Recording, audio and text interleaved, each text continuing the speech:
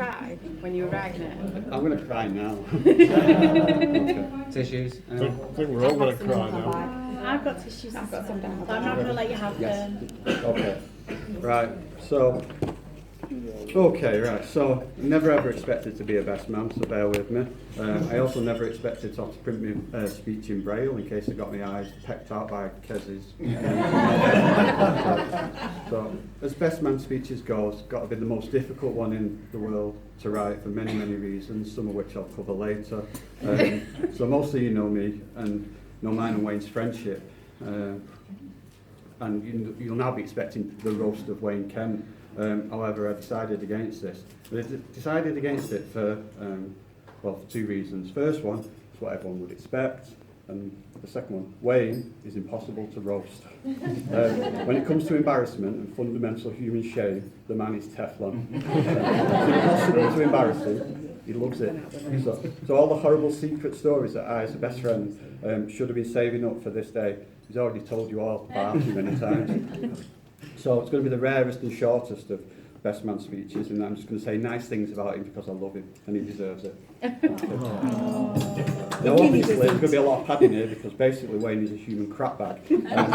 Very, very few redeeming features, and I say this with love, an absolute waste of a human life. So, start at the beginning. Wayne Ishmael Kentman was born in a small Jewish family in the ghetto of Edgware. The family was soon driven out as the rabbis sensed that there was a great evil had been birthed into the world, and the Kentmans were forced to flee persecution. Unfortunately, they landed in Blackpool. Wayne's mum soon realised the mistake, and fled Blackpool. Unfortunately, landed in Little Hulton. So it was on Carfield Avenue where Wayne spent most of his childhood. A childhood that was mainly spent sticking straws up frogs' bums and blowing them up till they exploded. True. So I first met Wayne in PLO Primary School.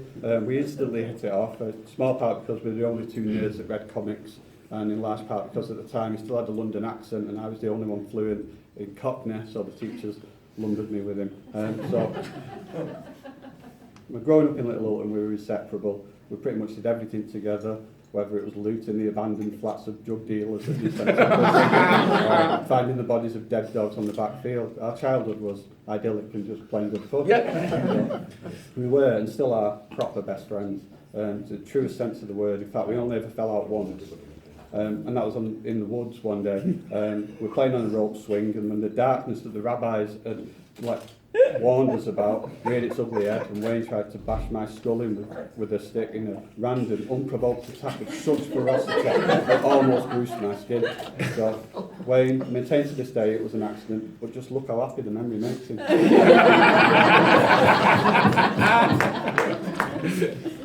So anyway, that was just a temporary bump on the road of lifelong friendship, and we carried on our formative teenage years. Wayne stood by me when I hit my sulky goth grunge phase, which one day I'll grow out of, and I stood by Wayne, although not literally, when he dealt with his chronic masturbation addiction. So fast forward to our young adult lives, and we find ourselves living together somewhere in a town in Hampshire. Yeah. They're truly the days of our lives. Sat around in our undies and playing Mario Kart, drinking stubby bottles, the best of times. It was. However, this is where I learned just how truly feral and undomesticated Wayne is. Every day I'd get up, I'd tidy the house, go to work, come home to an absolute pigsty. Virtually did everything. Wayne couldn't look after himself, couldn't tidy himself, couldn't bathe himself. I did it all. Looking back in hindsight, maybe me breastfeeding him a bit too much.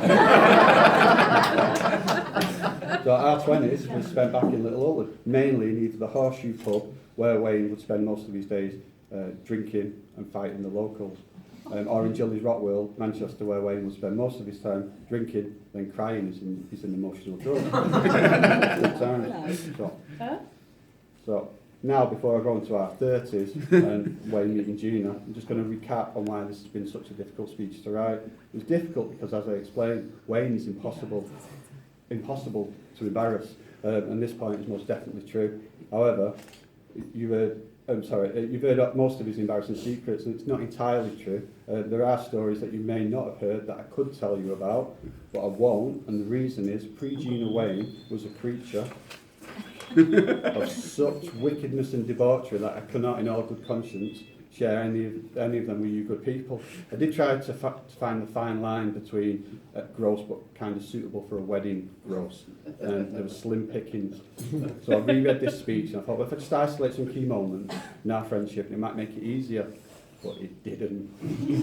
I'll give you some examples of what I'm talking about. So I searched my memory database for what he did at school, and when the absolute cleanest story I could come up with was how on occasion he'd massage chocolate mousse into his groinal area on dinner breaks before heading off to class. You understand why I skipped that bit. So, and then I consider the time we lived together. But again, some of the stories, Jesus Christ. The closest to safe, borderline, was when he made himself a semi-functioning vagina out of old pork fat. No cackling, please. So he's inventive for sure, but again, it's not very material, so I'll cover in the speech. So then, move on to our 20s now. For me, this is where it really takes place. For a 10-year period, there is really nothing I can repeat without casting a dark mark on all our souls. There was a time that he shat the bed, got up, sat naked on the couch, shat himself again. Do you really want to be hearing about this? He's not really grown up. So then we jumped to our mid-30s.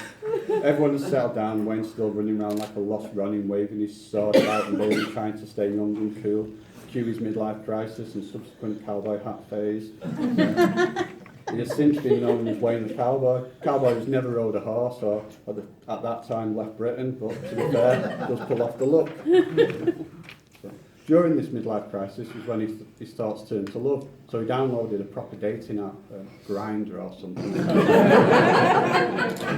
He didn't have much luck at first, as one of Wayne's actual noble features is he's actually quite honest. And anyone on here who's ever dipped their toe into the murky world of online dating knows that there's no place for honesty. You know, never be yourself, especially if you're Wayne. So me and Nada, we rewrote his profile, changed his profile picture so he didn't look like Woody from Toy Story, and taught him how to lie online. So the response wasn't exactly overwhelming, but there was a few nibbles, and one of them was a crazy cat lady 445. Which caught his attention, and this is where the love story begins. So I'm not going to go too much into that, because the events around then I'll leave Wayne to talk about that. I'll fill in a few of the gaps. Wayne was smitten from very early on. I've not seen him that keen about anything since Anchor released chocolate mousse squirty cream back in 1989. So we knew before meeting her that Gina was either special or insane, and the jury's still out on that. So normally, best friends can sometimes not always approve of their mate's choice in partner, but this could not be further from the truth. Gina makes Wayne a better person. They complement each other like few people do. It's clear that they're friends as well as husband and wife. It's very clear they love each other. So Gina sees past Wayne's many faults to the good man that lies deep below the surface. And some might say that Gina can be a little bosser, because she is. But she needs to be. Wayne is like a dark force of nature. If you give him free will and the ability to make his own choices, you'll end up with a back garden full of dead rent boys.